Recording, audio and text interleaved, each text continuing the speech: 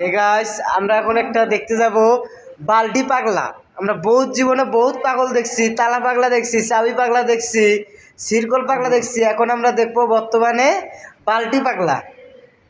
আপনারা সবাই আমার সঙ্গে থাকবেন। এই দেখেন আমাদের সেই বালতি পাগলা, এ নাকি বালতি গলায় ঝুইলা তেল মারতেছে। মামুন ভাই আপনি এদিকে আয়েন, আপনার কিছু বলার নাই? বালতি পাগলা হইলো কেন?